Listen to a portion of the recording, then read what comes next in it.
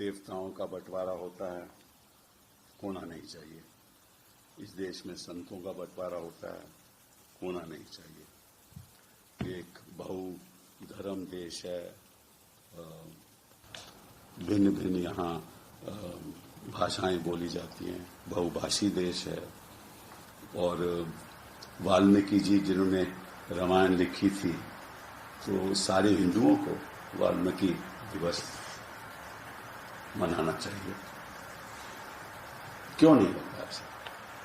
और जब तक समाज में वो दोस्ताना की भावना पैदा नहीं होगी, तो ये विवाद समाज में रहेगा और वो देश के लिए ठीक नहीं। बड़ी अच्छी बात है, मैं उसका स्वागत करता हूं।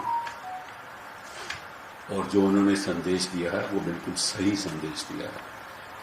लेकिन मैं केवल 2-4 सवाल पूछना चाहता हूं कि भागवत जी, ये सब तो आप ठीक कह रहे हैं, लेकिन जो आरएसएस है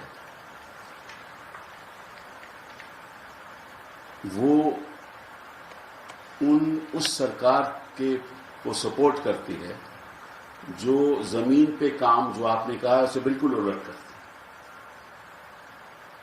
है। 2014 के बाद जितना बंटवारा समाज में हुआ, भाषाओं के प्रति, धर्म के प्रति, संतों देवताओं के प्रति, खासतौर पे अल्पसंख्यक जो टारगेट किया गया जमीन पे, तो 2014 के बाद आज तक 2024 तक आपने तो कुछ नहीं कहा। आपने तो इसके खिलाफ कुछ नहीं कहा। जब बुलडोजर चलाए जाते हैं, जब कानून बनाए जाते हैं, ऐसे कानून बनाए जाते हैं जिसे 1-2 युवा अगर शादी कर लें, उसके खिलाफ एक कानून बनाया जाता है कि ये तो लव जिहाद है। कोई लव जिहाद कहता है, कोई फ्लड जिहाद कहता है, और भाजपा के मुख्यमंत्री कहते हैं फ्लड जिहाद। तो अगर आरएसएस इसमें पूर्ण विश्वास करती है, जो मैं समझता हूं करती है, मैं पूछना चाहता हूं कि आप इसके खिलाफ आवाज क्यों नहीं उठाते जब जब ये वाकये होते हैं? जो आज के दिन की बात नहीं है, 2014 से हो रहा है। और जिस तरह से हो रहा है, मैं समझता हूं कि कुछ हद तक ऐसे देश के नागरिक इस देश में रह रहे हैं, वो सोचते हैं कि हम एक्चुअली, हमारी जो नागरिकता है उस पर भी शक है। कोई कहता है कि आप पाकिस्तान चले जाओ, रोज के रोज क्रिश्चियंस के खिलाफ हमले हो रहे हैं। तो एक तरफ तो आप कहते हो कि सब धर्म के जो भी सेलिब्रेशन है मनाने चाहिए, चाहे वो ईद हो, चाहे वो गणेश चतुर्थी हो, चाहे वो दुर्गा पूजा हो, चाहे वो क्रिसमस हो, चाहे वो पोंगल हो, चाहे सिख फेस्टिवल्स हो। एक तरफ तो कहते हैं सबको इकट्ठा होकर मनाना चाहिए, और जब मनाने का टाइम आता है तो विवाद पैदा हो जाता है। और जो धर्म संसद के लोग जो विवादित बयान, ऐसे विवादित बयान जो मैं बयान नहीं कर सकता आपके सामने, आपने कभी आवाज उठाई? ऐसी सरकार जो विवादों के आधार पर सरकार चला रही है, विवादों के आधार पर जो राजनीति चला रही है, विवादों के आधार पर जो चुनाव जीतती है, उस सरकार को तो आप पक्षधर हैं। ये तो क्या पक्षधर हो? उस सरकार से तो आपको फायदा होता है। वो सरकार और जो इलेक्टोरल बॉन्ड्स के द्वारा आपकी बिल्डिंग्स बनती है, उनके अपने बड़े बड़े 5 स्टार दफ्तर बनते हैं। झंडे वाले में क्या शानदार जगह बनी है, हमें उससे कोई इतराज नहीं। लेकिन एक तरफ तो आप उनके पक्ष में रहते हो, चुनाव आता है तो सभी आरएसएस काम करती है, और दूसरी तरफ आप बयान देते हो विजयदशमी के अवसर पर। तो मैं समझता हूं कि जो आपने कहा है बिल्कुल ठीक। हर पार्टी को, हर राजनीतिक दल को इसी भावना के साथ दोस्ताना करना चाहिए। लेकिन क्या करती है?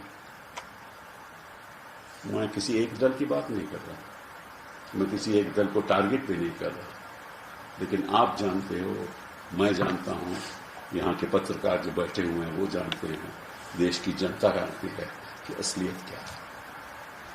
मुझे कहने की भी जरूरत नहीं। एक आपके सामने मैं मुद्दा रखना चाहता हूं, वो ये है कि सरकार का जो प्रथम कर्तव्य है, मैं समझता हूं दो हैं। प्रथम, बाकी चीजें तो होती रहेंगी, एक देश की सुरक्षा और दूसरा नागरिक की सुरक्षा। जो सरकार देश की सुरक्षा नहीं कर पाती और आम नागरिक की सुरक्षा नहीं कर पाती, उसका कोई हक नहीं कि सरकार में बोले।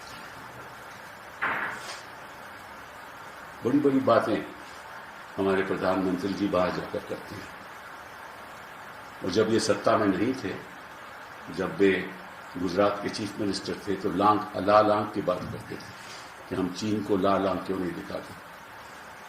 अभी तो चुप हैं, अभी तो कभी बयान ही नहीं देते, और बयान देते हैं, कहते हैं कि कोई भी जमीन हमारी चीन के हाथ में नहीं है।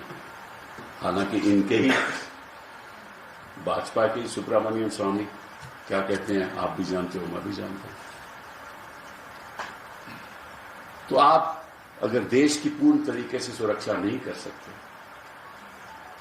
उसको छोड़िए आप, क्योंकि देश की सुरक्षा हमारे देश की जनता करेगी। आप क्या करोगे? देश की सुरक्षा हमारे सैनिक करेंगे, आप क्या करोगे? देश की सुरक्षा हमारे बहु समाज के दोष रक्षा करेंगे, चाहे वो अल्पसंख्यक हो, चाहे वो मेजॉरिटी के हो, हम करेंगे। आप लोग तो कहते थे कि हाँ, अगर आरएसएस को ये एक मौका मिले कि वो जाके सरहद पर जाकर सुरक्षा करें, तो वो भी तैयार है। ये भावना भी मैं पसंद करता हूं, लेकिन असलियत क्या है आप जानते हैं।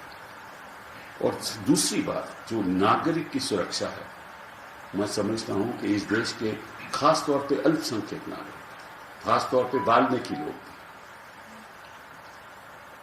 डर के रहना, भय के साथ जिंदगी गुजार रहे हैं कि कल उनके यहां कोई आ ना जाए। इलेक्शन के वक्त, चुनाव के वक्त वोट नहीं देने देते, और शासन और प्रशासन सत्ता, जहां से जो सत्ता में बैठे हुए हैं प्रदेशों में, उसके साथ जो सत्ता में बैठा हुआ है वही काम पुलिस करती है। आप जानते हो कैसे भय फैलाया जा रहा है। अभी देखो महाराष्ट्र में हत्या हुई ना आज, एक पूर्व मंत्री की हत्या, एनसीपी के थे वो सिद्दीकी साहब, उसे खुलेआम हत्या हो रही है। और ऐसे विवादित बयान आपके चीफ मिनिस्टर ऑफ असम देते हैं, मैं तो हैरान हूं कि आप लोग कुछ कहते नहीं हैं। लेकिन फिर भी मैं इस भावना का स्वागत करता हूं, और अगर ये सही है, ये सोच आपकी सच में सही है, तो आपको आरएसएस को कुछ कठोर कदम उठाने चाहिए। सर, नागरिक सुरक्षा का जो आपने सवाल उठाया, क्या वो बाबा सिद्दीकी को लेकर है कि उनकी हत्या होती है? नहीं, बाबा सिद्दीकी का तो एक उदाहरण है भैया। नागरिक सुरक्षा के तो महिलाओं की सुरक्षा की बात होती है, आम आदमी की सुरक्षा की बात होती है, मतलब कि ये जो एनकाउंटर होते हैं उनकी बात होती है, और ये जो अल्पसंख्यकों के खिलाफ जो हो रहा है उनकी बात होती है, बुलडोजर की बात होती है। जो ट्रेन में बैठा हुआ है, किसी को शक हो जाए कि गाय का मीट है, तो उसको मारा पीटा जाता है। तो ये सुरक्षा की केवल एक शख्स के बारे में नहीं है। सर, मोहन भागवत के जिस बयान का आप समर्थन करते हैं, और आपने कहा कि मैं उम्मीद करता हूं कि वो इस चीज में बिलीव करते हैं, लेकिन जो बात वो कह रहे हैं, क्या आपको लगता है कि उनकी बात और सरकार का जो एक्ट है, दोनों के बीच डिफरेंसेज है? डिफरेंसेज ही नहीं, कोई मेल जोल की बात ही नहीं है। आइडियोलॉजिकल डिफरेंसेज है सरकार और संघ के बीच। मैं तो समझता हूं कि कई संघ के लोग आज भी इनसे बड़े नाराज हैं, इन लोगों के साथ नाराज हैं जो आज सत्ता में बैठे हुए हैं। ये नहीं चाहते कुछ लोग, लेकिन फिर भी इनको ये ये क्या करें, बरसों से उनका साथ देते आ रहे हैं, और फिर सत्ता बिना इसकी भी प्रॉब्लम है। इस बार और एजुकेशन पे अपनी बात कहते हैं, एनसीपीसीआर ने पिछले 9 साल का, देखिए आज मैं जो आज प्रेस कॉन्फ्रेंस कर रहा हूँ या माइनॉरिटी से जुड़ा है सर सवाल, उन्होंने ठीक है जुड़ा होगा, लेकिन आज की बात केवल क्या बोलेंगे सर, जिस लॉ एंड ऑर्डर पे महाराष्ट्र के लॉ एंड ऑर्डर पे बहुत बड़ा सवाल उठा है, बिल्कुल उसमें क्या कहेंगे आप? नहीं देखिए लॉ एंड ऑर्डर केवल एक प्रदेश की प्रॉब्लम नहीं है। आज के दिन हम महाराष्ट्र में क्योंकि चुनाव होने जा रहे हैं तो एक बड़ा सवाल उठ गया है, लेकिन लॉ एंड ऑर्डर की प्रॉब्लम हर जगह है। उत्तर प्रदेश में है, मध्य प्रदेश में है, राजस्थान में है, उत्तरांचल में है, ज्यादातर इन्हीं जगह पे है। सर हरियाणा इलेक्शन रिजल्ट के बाद ईवीएम पे आप कुछ कहना चाहेंगे, क्योंकि संजय राउत ने कहा है कि 9 बजे तक 72 सीटों पे चुनाव आयोग की वेबसाइट पे कांग्रेस जीत रही है, दोपहर होते होते। देखिए जो सवाल कांग्रेस पार्टी ने उठाए हैं ईवीएम के प्रति, वो कांग्रेस पार्टी उसका सबूत चुनाव आयोग को दे रही है, तो मैं इसके बारे में ज्यादा नहीं जानता, लेकिन इतना जरूर है कि उसका स्पष्टीकरण करना चाहिए इलेक्शन कमीशन को। और आपको मालूम है कि लोकसभा के चुनाव में भी और प्रदेश के चुनाव में भी जो वोट डाली गई वो संख्या से ज्यादा थी, तो ये भी एक बड़ा सवाल उठता है। मैं समझता हूं कि हाँ ईवीएम की जरूर दुरुपयोग जरूर होता है, कितने हद तक होता है इसके बारे में मैं नहीं कह सकता क्योंकि मुझे ज्यादा जानकारी नहीं है, लेकिन जरूर होता है, मैं मानता हूं। और मैं तो शुरुआत से इसके खिलाफ हूं। आपको मालूम है कि मैंने कई बयान भी दिए हैं कि जो चीज ओपेक तरीके से हो उसको कभी स्वीकार करना ही नहीं चाहिए। एक आइडियोलॉजी के आधार पर जिस चीज को हम देख नहीं सकते उसको हम बिलीव कैसे करें, ठीक है ना। ये तो एक छोटा सा सवाल आम आदमी का है, तो मैं आपकी शक्ल पहचान नहीं सकता, मैं नहीं जानता कि आप कौन हो। आप मुझे बताते हो मैं ये हूं, लेकिन मुझे मालूम नहीं कि मैं देख नहीं सकता, तो मैं कह सकता हूं मैं कैसे मानूं जब तक मैं आपको देखूंगा नहीं। वही बात मशीन की होती है, जब तक मैं देखूंगा नहीं कि मेरा वोट गिना है कि नहीं उस प्रत्याशी के प्रति जिसमें मैंने वोट डाला है, वो मशीन से वैसे कैसे मानूंगा कि वो मेरा वोट जरूर गिना होगा। मैं नहीं मानता। ये मेरा एक मतलब कि एक नीति के आधार पर मेरा विरोध है। मैं ये नहीं कहता कि यहां क्या हुआ वहां क्या हुआ, नीति के आधार पर ये बिल्कुल गलत है। Sir, what you said today, similar kind of concerns were also being placed by the Congress President Mallikarjun Kharge, in which he said that progressive mindset people are being called as urban Naxals, the manner in which atrocities are happening against the Dalits, that is not acceptable. But one thing which he has also mentioned is that BJP is a party of terrorists, to which BJP is opposing. What's your reaction? What is my reaction? If somebody says something, and if somebody calls somebody a terrorist, I don't accept it. If somebody else has called that you're urban Naxalists, I don't accept that either. Because this kind of language should not be, should not be the kind of dialogue that should happen in this country. And I don't think it's proper.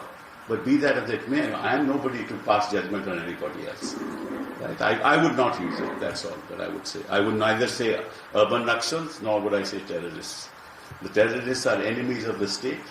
Terrorists are enemies of our citizens. Terrorists are those who destroy the equanimity that exists in society. We ideologically are against terrorism, and I don't think there's an exception to it. But terrorism is now used as an instrument to get votes, which I am totally against. Bhagavat साहब मोहन भागवत के जिस संबोधन का आपने जिक्र किया, उसका दूसरा पहलू ये भी था जो उन्होंने कहा कुछ लोग विदेश की धरती पर बैठ के डीप स्टेट को बढ़ावा देते हैं। यहाँ उन्होंने बांग्लादेश का जिक्र किया। क्या बांग्लादेश का जो जिक्र करते हैं कि सरकार को हिंदुओं की सुरक्षा वहां सुनिश्चित करनी चाहिए, तो क्या वो बिल्कुल सुरक्षित करनी चाहिए। जैसे हमें अल्पसंख्यकों की यहाँ सुरक्षा रखनी चाहिए, वहां हिंदुओं की सुरक्षा होनी चाहिए। क्यों नहीं होनी चाहिए, मैं मानता हूं इस बात को। तो कोई डीप स्टेट जैसा है थ्योरी इंडिया में जिसका वो जिक्र कर रहे हैं कि लोगों को सिखाने की कोशिश की जा रही है, लोग सरकार के खिलाफ आ जाए, सड़कों पे आ जाए, सिस्टम के खिलाफ हो जाए। नहीं, ऐसा बात यह है कि बांग्लादेश में क्या हुआ, क्या कोई डीप स्टेट का नतीजा था? डीप स्टेट का नतीजा था बांग्लादेश में। ये हर चीज में एक थ्योरी होती है। तो पहले तो आपने अपने घर को आप संवारो, फिर बात की बात करो। अब आपसे घर ही नहीं संवारा जाता तो फिर डीप स्टेट की बात करने की। देखिए ऐसा है कि इस देश को कोई डीप स्टेट कब्जा नहीं कर सकती इस देश में 140 करोड़ लोग हैं, ये किसी के बहकावे में आने नहीं वाले। हाँ, कुछ 10 साल पहले तो किसी के बहकावे में आ चुके हैं, लेकिन ज्यादा देर वो भी नहीं चलने वाले।